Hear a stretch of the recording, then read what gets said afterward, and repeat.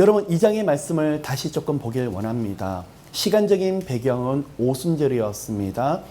마가의 다락방에서 120명 정도의 사람들이 사도들과 모여서 함께 전심으로 기도를 했는데 그곳에 성령께서 강림하셨습니다.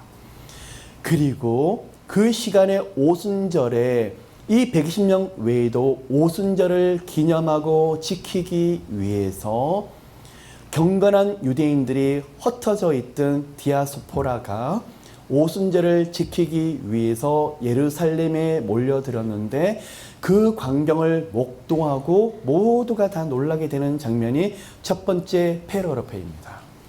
두 번째는 그 가운데 베드로와 11 사도들이 일어나서 그 앞에서 요엘서 말씀과 또 시편의 말씀을 가지고 그 앞에서 선포하는데 이게 바로 두 번째 페르가페이고, 세 번째는 그 말씀을 듣던 유대인들, 예루살렘에 있는 유대인들이 그 말씀에 찔려서 어찌할꼬 회개하면서 예수 그리스도를 영접하고 제자가 되는 3,000명의 사람들을 얻었던 장면이 세 번째 단락입니다. 네 번째는 그들이 예루살렘 교회를 이루면서 말씀이 그 가운데 선포가 되고 또 그 가운데 너나 할 것 없이 재산을 아낌없이 서로에게 나눠주는 공동체, 서로 섬기고 사랑하며 전도하고 교제하고 예수 이름밖에 없는 초대교회의 모습이 있는 것이 네 번째 단락에서 나오는 장면입니다. 여러분, 이 말씀 네 가지 단락을 가지고 오늘 사도행전 2장에 있는 말씀을 조금 더 깊이 나누기를 원합니다. 시간적인 배경이 언제입니까? 오순절이라고 나와 있습니다. 그러면 여러분이 잘 아시는 대로 예수께서 십자가에 못 박히시고 부활하시고 나서 50일 뒤가 되는 시간이 바로 오순절입니다. 그러면 여러분 잘 아시는 대로 오순절에 성령께서 강림하셨습니다. 그러면 좋습니다. 오순절은 지금 사도행전 2장에서 성령께서 강림하시고 교회가 이때부터 시작이 되게 되고 그 성령 강림으로 인해서 땅끝까지 복음이 전파되는 일의 시작이 지금 2장에서 시작되고 있는데, 그러면 구약에서도 오순절이 있었을까요? 없었을까요? 질문을 하며 있었습니다. 유대인의 3대 절기를 가지고 신약과 조금 끼워 맞출 필요가 있습니다. 유대인의 3대 절기는 첫 번째 유월절입니다. 두 번째가 오순절입니다. 세 번째가 장막절입니다. 여러분, 유월절은 잘 아시는 대로 애굽에서 10번째 재앙을 내리기 이전에 장자를 치는 재앙이었습니다. 하나님께서 모세를 통해서 이스라엘 백성들에게 양을 잡아서 문설주에 피를 바를 것을 명령하셨습니다. 수양의 피가 있는 곳에는 죽음의 신이 피해갔지만 수양의 피가 없는 곳에는 장자들이 죽어나가는 그런 장자를 치시는 재앙을 다들 경험했었습니다. 재앙이었습니다. 그러면 이들이 문설주 앞에 묻어있는 것이 무엇입니까? 수양의 피. 이것이 상징하는 것이 뭐냐 그러면 앞으로 오실 예수 그리스도, 십자가에서 제물 되시는 예수 그리스도를 상징하고 있는 것이었습니다. 그래서 여러분, 유대인이라고 다 유대인이 되는 것이 아니라 이스라엘에서 태어났다고 이스라엘 백성이 되는 것이 아니라 비록 이방인이라도 이스라엘 백성이 될 수 있는 자격을 갖추기 위해서는 두 가지를 지켜야 됐었습니다. 한 가지는 지금 말씀드렸던 유월절을 지켜야만 이스라엘 총회에 들어올 수 있었고, 또 한 가지는 할례를 받아야만 이스라엘 총회에 들어올 수 있었습니다. 마찬가지입니다. 그럼 오늘날 유월절이 무엇으로 알고 계십니까? 어린 양 예수 그리스도의 십자가의 죽으심이 바로 유월절 일어났던 사건이었습니다. 그러면 여러분, 오늘날 교회를 다니는 건 사람만이 구원을 얻은 사람이 아니라 어떤 사람이 구원을 얻습니까? 진정한 어린 양 제물이 되셨던 예수 그리스도, 유월절 제물이 되셨던 예수 그리스도를 마음으로 믿고 입으로 시인하게 될 때 구원을 얻는 것입니다. 그것이 바로 구약에서 또 신약으로 연결되는 유월절의 의미입니다. 그러면요, 오순절이 있습니다. 오순절은 구약에도 있었습니다. 그 절기를 초실절, 맥추절, 칠칠절이라고 말합니다. 다 같은 절기입니다. 맥추절이 무엇입니까? 보리 맥자를 쓰고 있습니다. 봄에 먹을 것이 없었을 때 보리를 거두어서 그 열매를 하나님께 바치고 그것을 감사 제물로 드리면서 기뻐하는 것이 바로 오순절이었습니다. 그러면 이른 봄에 얻었던 열매로 제사를 드리는 절기가 바로 오순절이었습니다. 여러분, 그러면 진정한 결실을 언제 맺어질까요? 한여름을 지나서 가을에 결실을 얻는데 그 절기까지, 그 가을이 오기 전까지 하나님께서 은혜를 주신 것이 바로 이른 봄에 보리의 열매들하는 것입니다. 예수께서 오셨습니다. 그러면 오순절은 보리를 거두어서 감사 제물을 드리는 것도 맞지만 신학적으로 보면 이 시간에 바로 성령께서 강림을 하셔서 이 시간부터 교회가 세워지고 교회가 예수 그리스도의 몸으로서 하늘나라 천국의 그림자 역할을 하는 곳이 바로 교회입니다. 그러면 이른 봄의 열매가 바로 교회며 또 성령의 강림으로 시작된 것이더라는 것입니다. 여러분, 그러면요, 가을이 되었습니다. 가을에 추수를 하고 추수감사절처럼 드리는 제사가 있습니다. 그게 뭐냐 그러면 장막절입니다. 수장절입니다. 그러면 의미가 무엇이냐 그러면 광야에서 38년 동안 텐트 속에서 장막 속에서 살다가 진정한 그들의 하나님께서 약속하셨던 땅 어디일까요? 가나안 땅을 차지하게 되었을 때 그들이 광야 생활한 것을 하나님께서 잊지 말라, 마음에 새겨라. 그 어떤 은혜로 하나님께서 품으셨고 불기둥 구름 기둥을 이끄셨다는 것을 기억하라. 신명기에 나 있는 말씀입니다. 그리고 본향으로 들어갔습니다. 가나안 땅으로 들어갔습니다. 그때부터 광야에서 생활했던 것을 기념하는 것이 바로 수장절, 장막절이었습니다. 여러분, 오늘 우리에게 6월절 예수 그리스도의 그 은혜를 여러분이 누리고 계십니다. 오순절 성령께서 강림하셔서 또한 교회를 세우셔서 성령의 임재, 성령의 은혜를 여러분이 누리고 계십니다.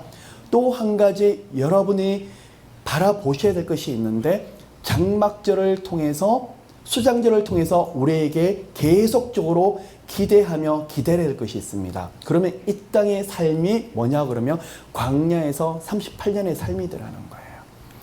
그러면 약속한 땅이 어디였습니까? 가나안 땅이듯이 우리에게 약속한 땅이 어디입니까? 천국이며 영원한 본향인 예루살렘 성. 그것이 바로 요한계시록 20장, 21장에 나오는 새 예루살렘 성에 대한 말씀입니다. 그러면 장막절과 수장절, 새 예루살렘 성이 우리에게 임하는 그 시간적인 배경이 되는 것은 언제 일어날까요?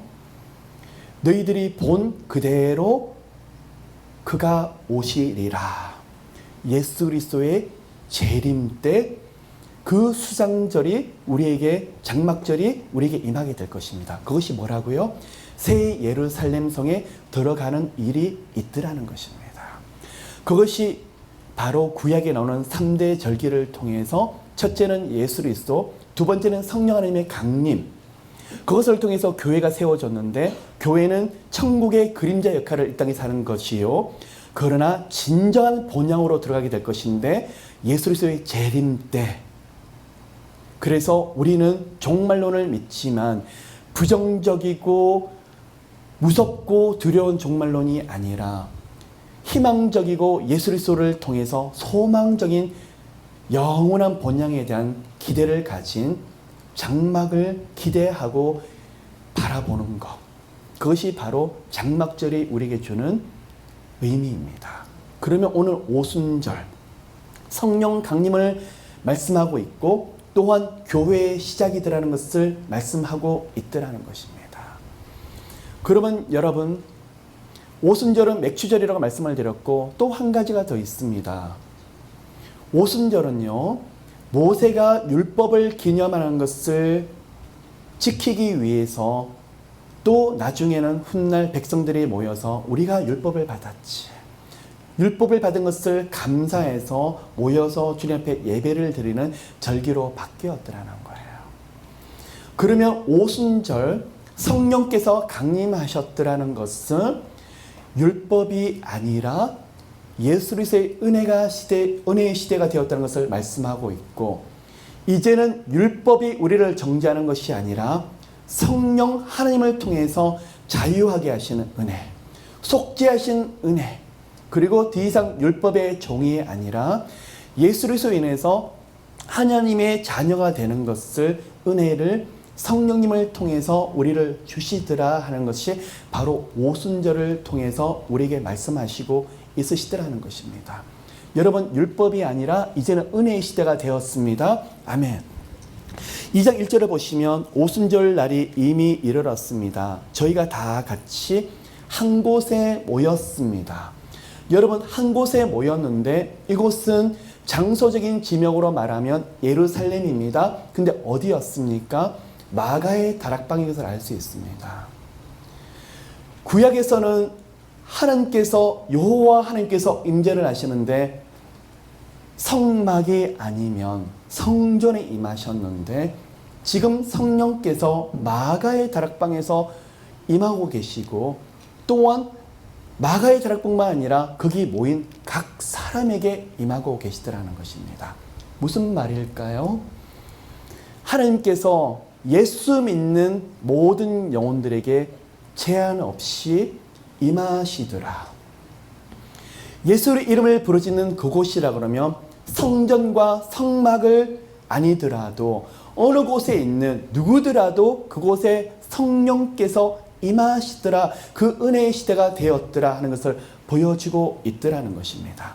여러분, 그런데 성령께서 강림을 하시는데 세 가지 모습으로 임하셨습니다. 한 가지는 급하고 강한 바람, 두 번째는 불의 혀같이, 세 번째는 방언으로 임하셨는데 이 세 가지가 의미가 있습니다.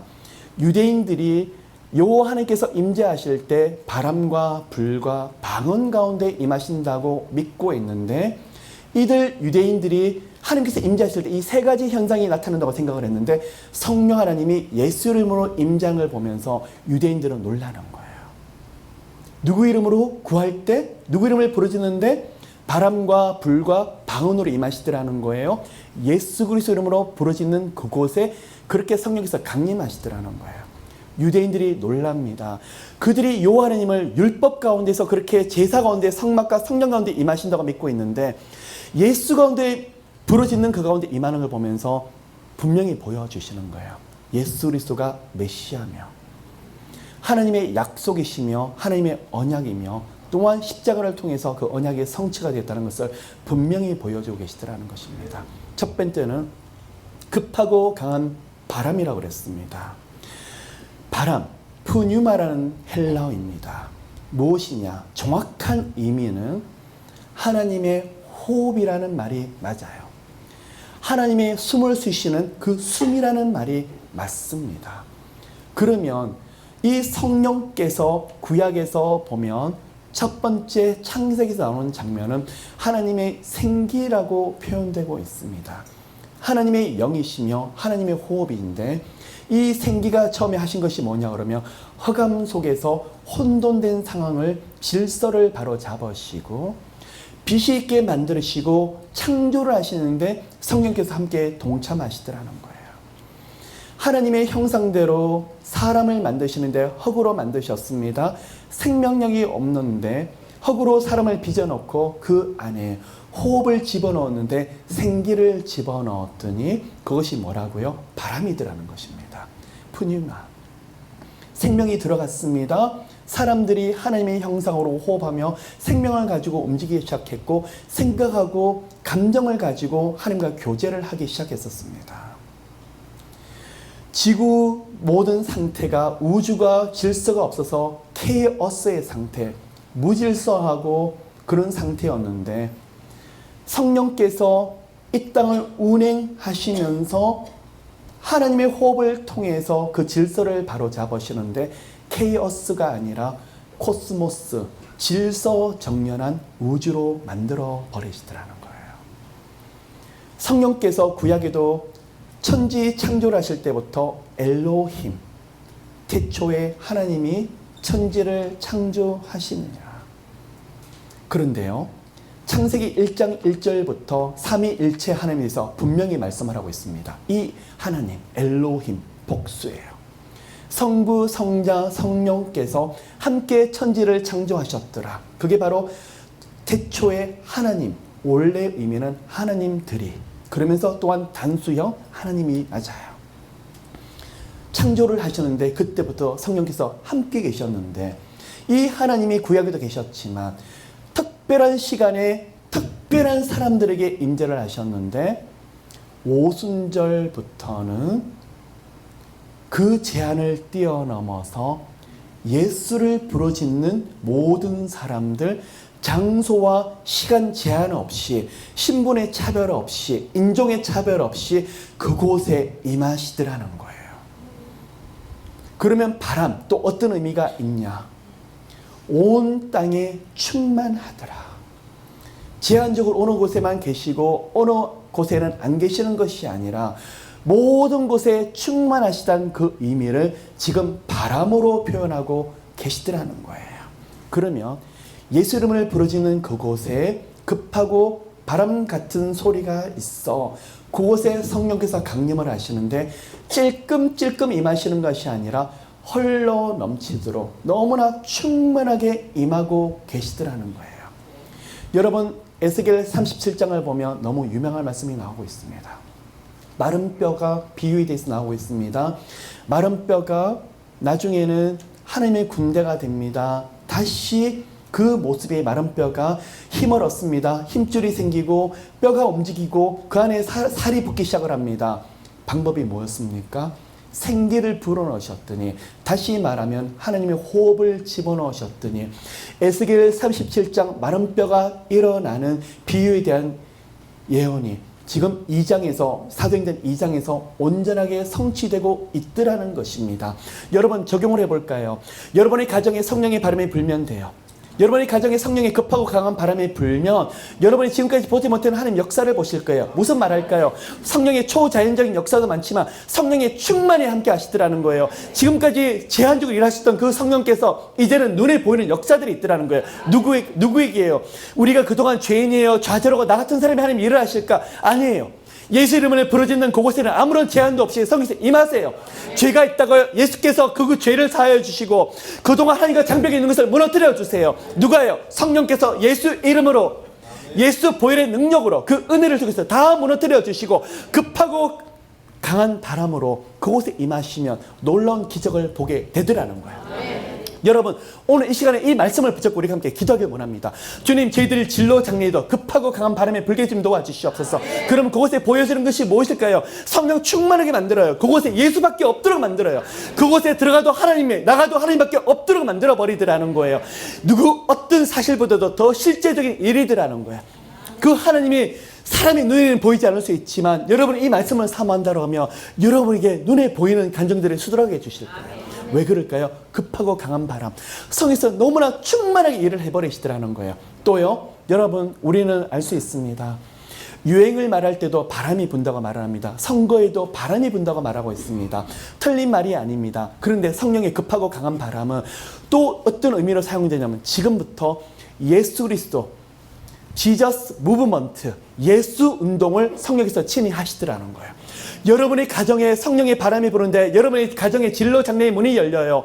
안 되는 일이 열리게 돼요. 근데 누구만이 보여지게 되죠? 예수 그리스도만이 흐르고 수많은 사람에게 예수 그리스도만이 보여주는 그런 역사가 일어나더라는 거예요.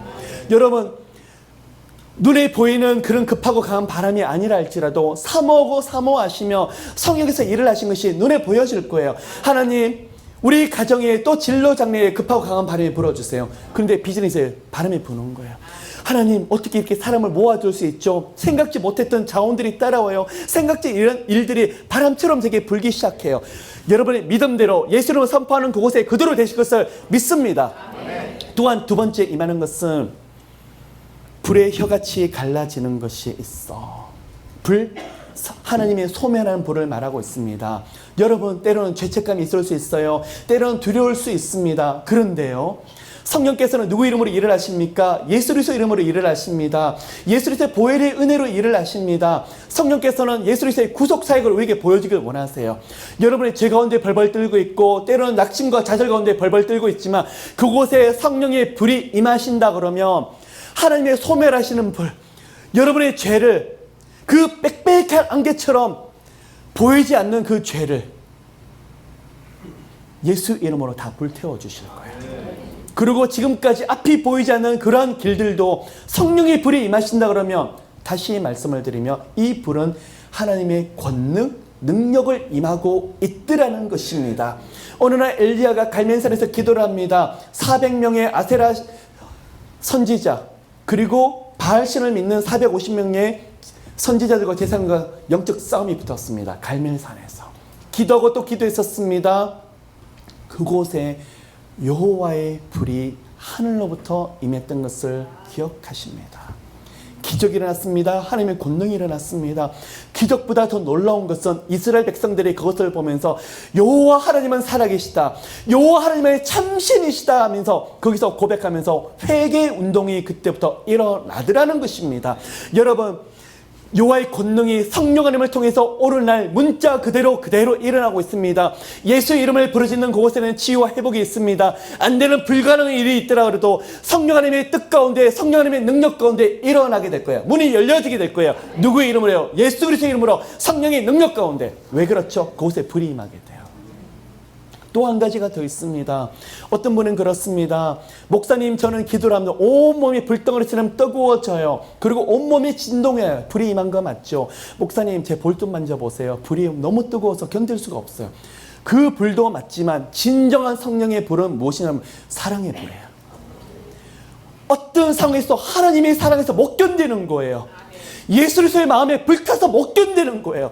내가 좌절하다가 예수님이 살아계시지, 부활로 임하셨지, 벌떡 일어나는 그게 바로 성령의 진정한 불이더라는 거예요. 여러분, 때로는 성령께서 임재하실 때 별별 현상들이 임하고 성령의 불이 임해서 여러 가지 체험들도 임할 수 있지만 좋습니다. 그런 많은 경험들이 있으시기를 예수로 축복합니다.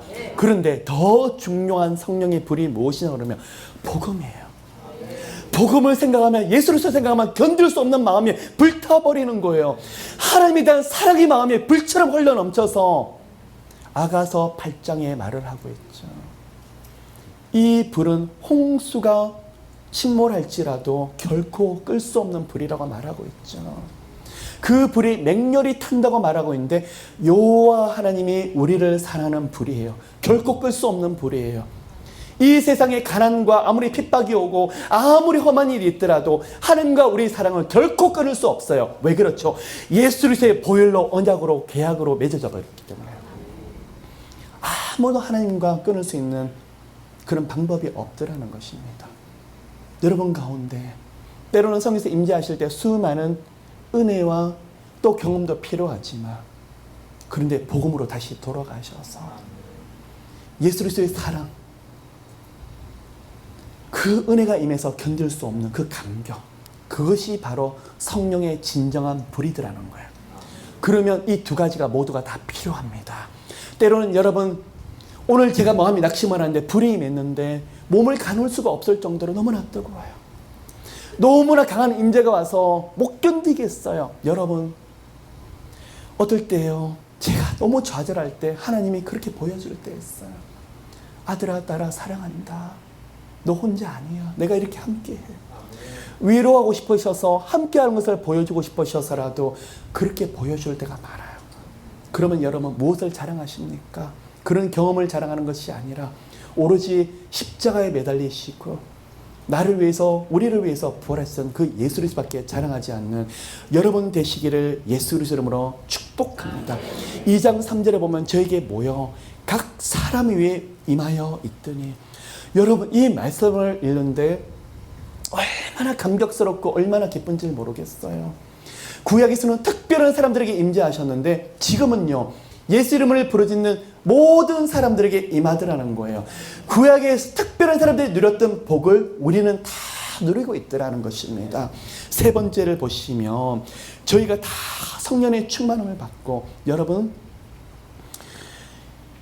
성령 세례와 성령의 충만함은 다릅니다. 성령 세례는 언제 받게 됩니까? 어떤 분은 그렇습니다. 방언을 하고 성령의 여러 가지 임재가 임하게 되면 성령 세례를 받는다고 말하고 있는데 조금 혼란스러울 때가 있어요. 성령 세례는 여러분 예수 그리스도 이름을 영접하는 그 순간, 마음으로 믿고 입으로 시인하는 그 순간에 성령께서 제게 오십니다. 그 순간에 성령 세례를 받게 되는 것입니다. 그러면 몇 번의 세례를 평생 받아야 될까요? 매일매일 한 번 영접하면 그 시간에 성령께서 세례를 주시면 이미 세례를 얻는 것이었습니다. 그러면 그 뒤로부터 뭐가 필요한가요? 성령의 임재를 경험하고 성령 충만한 그런 삶이 되도록 우리는 기도해야 되더라는 것입니다. 사모해야 되더라는 것입니다. 그러면 이들에게 임한 것이 무엇이었습니까? 성령 충만이더라는 것입니다. 아까 제가 했던 말을 다시 연이어서 이야기를 하면, 목사님 오늘 제가 방언을 말하는데 성령 충만한 거 맞죠? 오늘 제가요 막 찬양을 하는데 이루 말할 수 없을 정도로 찬양이 깊이 들었는데 성령 충만한 것이 맞죠? 몸에 진동이 오는데 성령의 불이 임한 것이 맞죠? 좋습니다. 성령 하나님이 그렇게 보이시는 은혜가 있는 것도 정말 감사합니다. 근데 진정한 성령 충만은요, 몸에서만 나타나는 주관적인 현상이 아니더라는 거예요. 하나님과 예수 그리스도 앞에 초점 맞춰지는 것이 바로 성령 충만이더라는 것입니다. 아무것도 염려하지 말고 너희 모든 간구를 염려를 다 주께 맡겨버리라고 말씀을 하십니다. 그리할 때 그리스도 안에서 너희 마음과 생각을 지킬지라고 말씀하고 있는데, 생각과 마음을 주관하시는 그 시간을 성령 충만하다고 지금 말하고 있더라는 것입니다. 여러분 때로는 그렇습니다. 성령 안에서 많은 은혜들, 주관적인 체험들이 있으시길 축복합니다. 그런데 여전히 고집스러워요. 여전히 제 생각으로 꽉 차 있어요. 중요한 것이 있어요. 몸과 마음이 따로 놀고 있어요. 여러분 가운데 성령께서 충만히 하셔서 생각과 마음이 온전하게 하나님께 사로잡히시기를, 저부터도 그렇게 되기를 함께 기도합니다. 세 번째, 성령이 충만하게 되면서 또 한 가지 은혜가 임하게 되는데 방언이 열려지게 됩니다. 여러분 이때 성령께서 강림이 하셨을 때 방언은 오늘날 여러분이 하시는 방언과는 좀 다릅니다. 뭐냐 그러면 창세기 11장을 들여다보시면 바벨탑을 쌓게 되는데, 바벨탑을 쌓는 이유 중에 한 가지가 물로 심판을 면하기 위해서 바벨을 쌓는 이유도 있지만, 우리가 우리 이름을 내고 하나님 대신에 교만해서 자기 자신의 이름들을 떨치고 높이기 위해서 바벨탑을 쌓고 있더라는 것입니다. 하나님이 흩어버리셨습니다. 바벨은 혼란이라고, 혼돈이라는 뜻입니다. 그러면 그때 언어가 나뉘었습니다. 누구 이름으로 언어가 지금 하나가 되고 있습니까? 누구 이름으로 인종이 다르고 언어가 다를지라도 누구 이름으로 하나가 될 수 있습니까? 예수 그리스도 이름으로 하나가 되고 있습니다. 죄로 인해서, 교만으로 인해서 하나님과 분리가 되어서 바벨탑을 쌓고 하나님과 등 돌려지는 인생이 되었는데, 예수 그리스도를 통해서 그 은혜를 누리고 구원받은 사람들에게 서로 하나가 되었더라. 그동안 언어가 달라서 대화가 통하지 않았는데 이제는 예수 그리스도 안에서 땅끝까지 복음이 전파되는 그 은혜, 너나 할 거 없이 인종과 남녀 차별 없이, 신분 차별 없이 예수로서 선포되는 그 은혜가 임하게 되었다는 것을 무엇을 통해서 보여주고 있더라는 것입니다. 방언을 통해서 우리에게 보여주고 있더라는 것입니다. 그래서 여러분 오늘 지금 사도행전 2장은요 대립되는 것이 뭐냐면 창세기 11장에 나오는 바벨탑 사건이에요. 언어가 분리가 되었는데 이 순간 오순절 성령께서 오시면 언어가 지금까지 해보지 않은 언어가 입술에 흘러넘치면서 그곳에 새로운 언어가 터지면서 누구만 높이고 있죠? 예수 그리스도를 높이면서 결국 궁극적으로 뭘 예표하고 있냐 그러면 나중에 장막절, 천국을 가고 새 예루살렘은 그것은 언어가 통일이 되게 되고 인종이 다른데 모두가 예수 그리스도만 높이고 천상에 예배드리는 그곳, 바로 오순절 성령께서 오시면서 천상의 예배를 앞으로 올려드리게 될 것이며 또한 땅끝까지 예수 그리스도가 선포된 것을 지금 예시하고 예표하고 있는 것을 지금 방언을 통해서 말씀하고 있더라는 거예요. 창세기 11장에서 언어가 나누어졌던 것을 오순절 성령의 은혜 가운데서 언어가 지금 통합이 되게 되고 언어에 대한 장벽을 뛰어넘어서 누구만이 선포되게 만들죠? 예수 그리스도만이 선포되게 만들더라는 것입니다. 그러면 여러분들이 하시는 그런 방언들은 뭐냐 그러면 고린도 전서에 나오는 그런 신령한 은사 중에서 방언이더라는 것입니다. 그러면 무엇이냐 그러면 둘 다 성령의 은사더라는 것입니다. 때때로 어떤 분은 영어를 못하는 분들도 어느 날 은사가 임해서 영어 방언이 터지기도 하고 또 프랑스 방언이 터져서 너무 부럽죠. 그런 방언을 하시는 분도 들어 있을 수 있습니다. 그런데 많은 경우는 우리가 방언을 보면 이거는 그냥 언어가 아니라 따따따 랄랄라 이런 식으로 나가는데 이걸 어떻게 해석해야 될지 성령께서 특별히 통변을 할 수 있도록 주시는데 그것은 영의 기도라고 말을 합니다. 비록 내가 그 뜻을 알지 못한다 할지라도 성령께서 이루 말할 수 없는 탄식으로 내 입술을 통해서 깊이 기도하고 있는데 그 고린도전서에 나오는 신령 은사 중에서 방언을 통변을 해보면 90%는 주로 감사와 찬양이더라는 것입니다. 그러면 방언은 영의 기도이며 영의 찬양을 말하고 있는데 어떨 때는 좌절합니다. 낙심합니다. 기도가 되지 않습니다. 어떨 때는 주님 앞에서 더 이상 일어나기가 너무 힘듭니다. 그럴 때 방언을 기도를 하게 되면 어떤 유익이 있냐 그러면 고린도전서 12장의 방언의 유익은 그 방언을 통해서 나는 좌절하는데 내 영의 기도를 통해서 계속 찬양을 하는 거예요. 따따따따 랄랄랄라로 나가는 것처럼 보이는데 통변을 보면 그 안에 언어가 있더라는 거예요. 여러분 마치 뭐냐 그러면요. 아기를 낳는데 엉엉엉 말을 하는데 뭔가 옹알이를 하는데 그 엄마는 금방 알아둬요. 아이가 배고프구나. 그 안에 다 뜻이 있어요. 몇 마디 하질 않는데 그 안에 다 뜻이 있고 몸이 아파 엄마 배가 고파 마치 옹알이 하듯이 그 방언인데 그 가운데 90%는 감사 찬양이더라는 거예요. 그래서 여러분 고린도전서의 12장에 방언을 한다고 믿음이 더 좋다고 말할 수 없습니다. 그러나 성령의 은사입니다. 그러면 사탄이 주는 방언은 있습니다. 그런 방언도 그것은 영을 나눕니다. 그런데 그 사탄이 주는 방언의 특징이 뭐냐면 예수를 주라고 인정을 하지 못해요. 하나님을 사랑하지 못해요. 그런데 성령이 주시는 방언은요. 주님을 사랑하고 주님을 너무나 감격스러워하는데 따따따 랄랄라라는데 어떨 때는 지겨워요. 하나님 뭔가 좀 언어가 만들어면 좋겠는데 그런데 계속 주님 좌절하고 낙심하는데 방언을 기도하는 분이 하시는 말씀이 기쁨이 흘러넘쳐요. 감격이 있어요. 왜 그럴까요? 영의 기도기 때문에 감사 찬양의 기도기 때문에 여러분 고린도전서의 10장에 나오는 그 방언도 여러분이 자랑거리는 아니고 여러분이 그걸 통해서 믿음이 돼 있다고 표현하기는 힘들지만 그러나 하나님 앞에 더 깊이 기도를 하는데 유익한 도구가 된다는 의미에서는 방언 기도를 해보시라고 말씀을 드리고 싶습니다. 어떤 분은 그렇습니다. 목사님 저는 고린도전서 12장을 뛰어넘어서 사도행전에 나오는 2장에 나오는 방언을 하고 싶어요.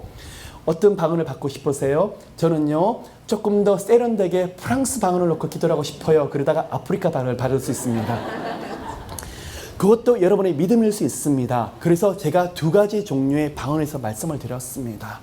그러면 이 사도행전 2장은 일회성으로 나타나는 그런 언어적인 방언인데 이것을 통해서 보여주시는 게 있죠. 예루살렘과 유대인에게 성령께서 임하시는 이 성령의 역사가 앞으로는 예수 그리스도의 복음이 땅끝까지 이르러서 전파되는데 언어의 장벽들을 다 깨트려버리고 인종과 남녀 차별 없이 앞으로 무차별적으로 모든 사람에게 복음이 전파될 것이라는 것을 말하고 있더라는 것입니다. 오늘은 2장 4절까지 이제 말씀을 하고 마무리해야 될 것 같은데요. 저희가 다 성령의 충만함을 받고 성령이 말하게 하심을 따라 다른 방언으로 말하기를 시작하니라.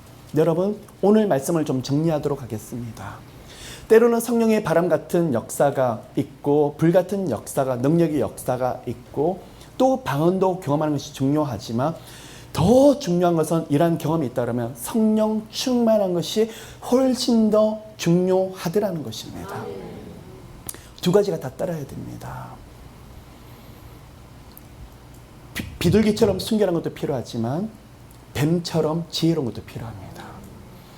한쪽으로는 성령의 능력을 받고 권능을 받는 것도 중요하지만 성령의 9가지 열매, 갈라디아서 5장 22절에서 말하고 있죠. 오직 성령의 열매는 이것이니 사랑과 희락과 화평과 오래 참음과 자비와 양선과 온유와 충성과 절제니. 성령의 성품, 예수 그리스도의 아름다운 성품을 닮아가는 것. 그래서 여러분, 마지막으로 말씀을 마무리하면서 항상 신앙생활하면서 중요한 것은 밸런스예요. 균형이에요. 말씀만 치우쳐도 안 되고 기도만 치우쳐도 안 되고 말씀과 기도가 같이 가야 되고 성령의 능력만 임해서도 되는 것이 아니요 성령의 아름다운 인품과 성품을 닮아가는 그런 모습도 필요하고 또한 여러 가지 은사도 경험하는 것도 필요하지만 말씀 가운데 여러 가지 말씀의 원리도 같이 따라가야 되더라는 거예요. 말씀 공부를 해서 말씀에 대한 많은 지식도 얻는 것도 중요하지만 영적인 원리가 같이 가는 것도 중요하더라는 거예요. 그래서 러빙 월십을 통해서 제가 말씀을 선포하는 그곳에 제가 참 많이 두렵고 떨림으로 선 것은 균형이에요. 여러분, 많은 성령의 은혜를 경험하시고 임재를 영육간에 경험하시는 여러분 되시기를 축복합니다. 때로는 여러 가지 주관적인 경험들, 저는 이런 경험들이 있어요. 이런 환상도 보았어요. 음성도 들었어요. 좋습니다. 그러나 말씀에 대한 영안이 열리지 않으면 더 위험하더라는 거예요. 말씀에 대한 영안도 열어지고 기도에 대한 영안도 열리신 여러분 되시기를 축복합니다. 말씀에 대한 능력도 경험하시고 기도에 대한 능력도 경험하신 여러분 되시기를 축복합니다. 권능이 임하는데 성령의 아름다운 성품에 닮아가는 여러분 되시기를 예수님은 축복합니다. 그래서 여러분 어느 곳으로 보나 정말 여러분이 봤을 때 많은 사람이 봤을 때 균형 맞춘 신앙이다.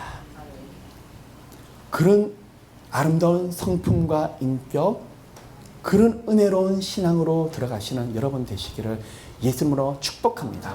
사랑의 주님, 오순절 은혜를 저희들이 경험하게 좀 도와주시옵시고 또한 주님, 성령의 급하고 강한 바람, 불의 혀, 방언 이러한 은혜와 능력들을 저희들이 또한 경험해서 주님 많은 것을 통해서 성령님의 임재를 체험하는 것도 중요합니다. 사모합니다. 근데 하나님, 말씀을 더 경험하고 싶습니다. 말씀에 대한 영안도 또한 열리고 싶습니다. 성령 충만해서 때로는 주님 성령의 능력도 나타나고 은사도 나타나는 건 중요하지만 예수 그리스도처럼 말하기 좀 도와주시옵시고 예수 그리스도처럼 행동하기 좀 도와주시옵시고 예수 닮은 작은 예수가 될 수 있도록 그 은혜도 함께 베풀어 주시옵소서. 한쪽으로 치우치지 않는 저희들 되게 도와주시옵시고 절제대로 균형 맞춰진 그런 신앙으로 쓸 수 있는 저희들 모두 되게 도와주시옵소서. 또한 그러면서도 말씀 위에 믿음대로 되는 역사가 일어나게 좀 도와주시옵소서. 축복합니다. 감사드리며 이 모든 말씀 살리신 예수 그리스도 이름으로 기도를 드립니다. 아멘.